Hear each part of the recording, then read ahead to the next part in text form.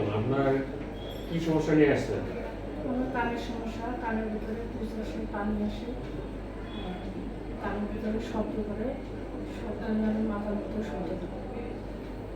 আচ্ছা। তাহলে আপনি বলছেন যে কানে কম শোনেন, কানে শব্দ হয় এবং সেই শব্দটা আবার মাথায় যায়। আচ্ছা, এটা সমস্যাটা কত বছর থেকে? 2-3 বছর থেকে। 2 বছর।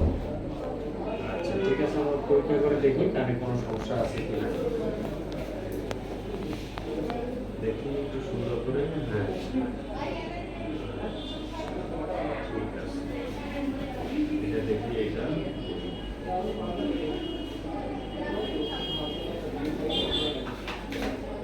নাকটা দেখি একটু।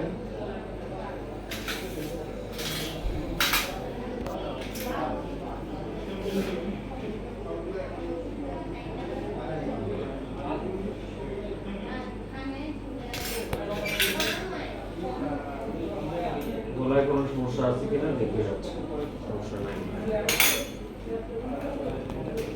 তো এই যে দেখেন যে আপনার কানে, ডান কানে এরকম একটা পর্দা ফুটা আছে, এই যে এরকম ফুটা আছে, আর এটা হলো বাম কানে এরকম একটা ফুটা আছে।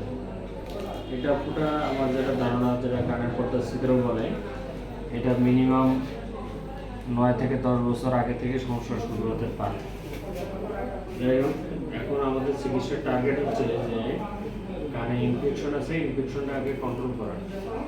ইনফেকশন কন্ট্রোল করে আল্লাহ চাইলে কানের পর্দায় আপনার উপরে জল লাগার সম্ভাবনা তৈরি হতে পারে। তো সময় লাগবে আর কি। তো যদি এই রোগী অনেক সমস্যার শুরুতে আসতো, মানে কানের পর্দা ফোটা হওয়ার আগ মুহূর্তে বা তার কিছুদিন পরেই, তাহলে চিকিৎসাটা অলমোস্ট 100% ইনশাল্লাহ ভালো হয়ে যায়। তারপরেও আমরা আশাবাদী যাতে এটা পর্দা জোড়া লেগে যায়। এই কারণে রোগী, ডাক্তার এবং পরীক্ষা নিরীক্ষা এবং চিকিৎসা সবগুলো খুব সুন্দরভাবে অ্যাক্টিভ ট্রিটমেন্ট হতে হবে।